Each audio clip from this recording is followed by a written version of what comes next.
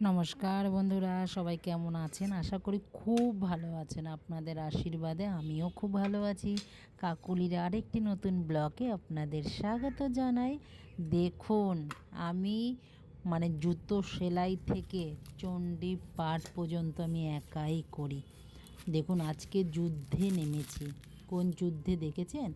আমাদের পাড়ার যে ক্লাব, সেদিনকে যে আপনাদের দেখিয়েছি, যেখানে খুঁটি পুজো হয়েছে, দুর্গা পুজো হয়, সেটা একটা পার্ক। সেখানে 10খানা নারকোল গাছ আছে।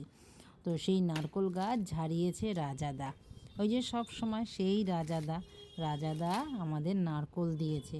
উনি গাছ ঝাড়িয়েছে, প্রচুর নারকোল হয়েছে গাছের মধ্যে। 10টা গাছে অঝরে নারকোল। তো প্রত্যেকটি বাড়ি রাজাদা একা কিছু খায় না, সবাইকে দিয়ে খায়। আমাদের বাড়ির গাছের আমও যদি পারে, রাজাদাকে বলা আছে আমাদের বাড়ির গাছের আম পারলে পরে, যেহেতু আমরা না, আমাদের বাড়িতে তো নারকেল গাছ আছে, আপনারা তো জানেন, সবসময় দেখাই। তো আম গাছও আছে। আমাদের আম গাছে আমরা কেউ উঠতে পারি না, আর আমরা খেতেও পারি না কেউ যদি না পেরে দেয়। তো রাজাদা এই ব্যবস্থা আমাদের করে দেয়। এইবার আমি 2বার আম খেয়েছি রাজাদার দৌলতে। আমাদের বাড়ির গাছের আম সে পেরে সবাইকে দেয়, আমাকেও দিয়ে যায়, নিজেরাও খায়। তো সেমনি রাজাদা এই নারকোল গাছ ঝাড়িয়েছে নিজের উদ্যোগে। প্রচুর নারকোল হয়েছে, প্রায় অনেক নারকোল। সেই নারকোল উনি চাইলে বিক্রি করে নিজে নিতেই পারতেন, কেন কেউ তো আর গাছ ঝাড়াতে টাকা দেয়নি আমরা। তো উনি নিজের পয়সা দিয়েই ঝাড়িয়েছে গাছ, ঝাড়িয়ে সবাইকে নারকোল দিয়েছে। তো এই নারকোল তো দিয়েছে, দেখুন একটা একদম ঝুনো নারকোল। এখন এটাকে ছুলে নিয়েছে, যুদ্ধ চলছে। আমি নারকোল এইভাবে কোনো দিন কাটিনি, হয়তো কেটেছি। এরকম নারকোল তো সাধারণত আমরা কিনেই খাই। আর আমার দিদি বাড়ি থেকে যে নারকোল আমাদেরকে দেয়, সেই নারকোল আমার দিদি ছাড়িয়ে দেয়, জামাইবাবু ছাড়িয়ে দেয়। ওদের আবার সাঁড়াশি আছে, ওদেরও তো অনেক গাছ আছে। তো ওদের এগুলো সাঁড়াশি আছে, ওরা সাঁড়াশি দিয়ে দুটো ফাঁক করে, কেমন সুন্দর সাঁড়াশিটা, বেশ বড়, দিলে পরে সঙ্গে সঙ্গে কাটা হয়ে যায়। তো এইবার আমি নারকোল ছাড়াতে গিয়ে 7খানা নারকোল ছাড়াতে গিয়ে আমি কিন্তু বেশ হিমশিম খেয়েছি। এই রকম নারকোল ছাড়াবো যে, আর ভালোও লেগেছে। তো এত সুন্দর নারকোল কোনো দিন আমি এই ক্লাবের নারকোল খাইনি, জানি না খাবো এখন। আজকে একটা মিশন আমার সাকসেস হলো, সবে একটা আমি ছাড়াতে পারলাম। এবার নিয়েছি সেকেন্ড। মানে আমার হাতে কিন্তু বেশ ব্যথা করছে এখনও, যেহেতু কাটারিটা আমার খুব ধার ছিল। তো সেজন্য না নারকোলগুলো বেশ সুন্দরভাবে ছাড়ানোও হয়েছে। আমার দাদার কাহিনী শুনবেন। আমার দাদা নারকোল গাছে উঠতে পারে, নারকোল পাড়তেও পারে। আর তখন আমরা টিনেজ যাকে বলে, দাদার পেছন পেছনই তো সবসময় ঘুরতাম আমি একটু দাদার নাওটা ছিলাম। আমি সব সময় দাদা যেখানে যেত সেখানেই আমি যেতাম। তো দাদা কী করতো, দাদার বন্ধুরা নারকোল, বন্ধু বলতে আমাদেরই সব ভাই দাদা এরমই সব বন্ধু একসাথে। তো তারা আমার দাদা নারকোল গাছে বসেই দাঁত দিয়ে ছুলে নারকোল খেয়ে তারপরে নারকোল পেড়ে নিয়ে আসতো নিচে। কি বলবো আর বলুন। তো কিছুটা আমি পারি, আমাকে বলতেই পারেন। আমি সব কাজ, ওই বলি না, আমি সব সময় আমার সংসারে পরিস্থিতি আমাকে এমনভাবে তৈরি করে দিয়েছে, আমি মুচি সেলাই থেকে চণ্ডী পাঠ পর্যন্ত আমি নিজে একাই করি।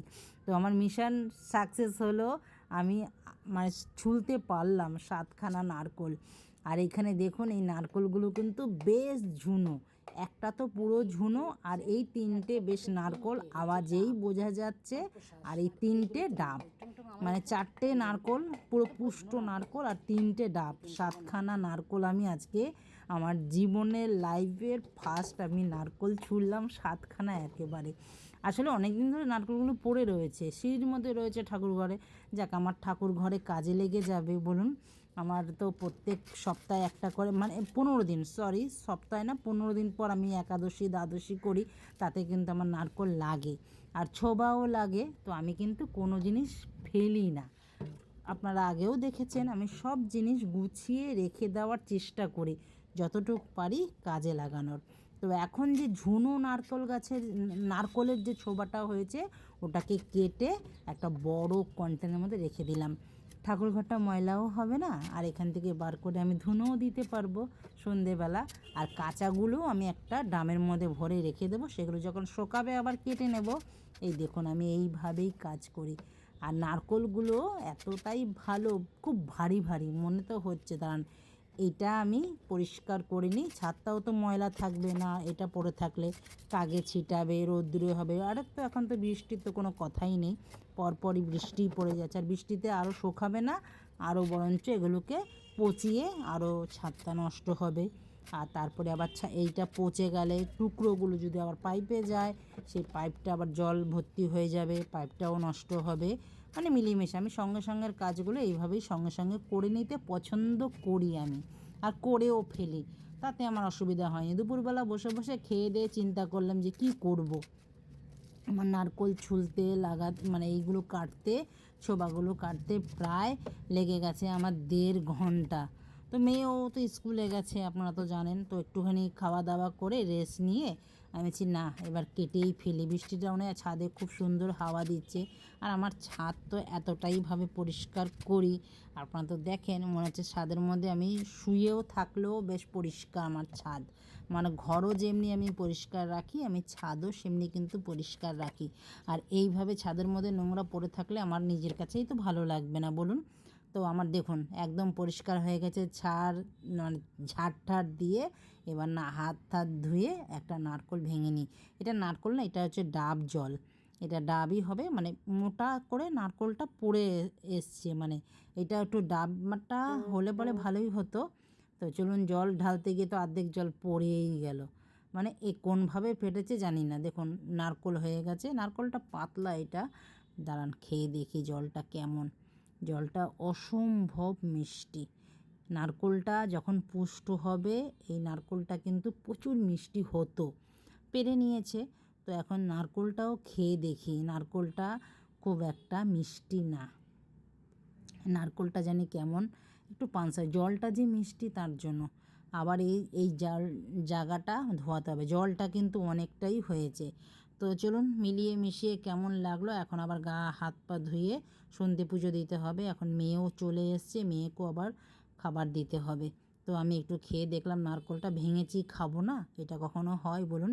চলুন নারকোল আমি খেতে থাকি। তো ভিডিওটা আমি এখানে রাখছি, দেখা হচ্ছে পরের ব্লগে। সবাই ভালো থাকবেন, সুস্থ থাকবেন। ভিডিওটা ভালো লাগে লাইক কমেন্ট শেয়ার পাশে থাকার অনুরোধ রইল। দেখা হচ্ছে আবার নতুন একটি ব্লগে। সবাই ভালো থাকবেন, সুস্থ থাকবেন। নমস্কার, টাটা।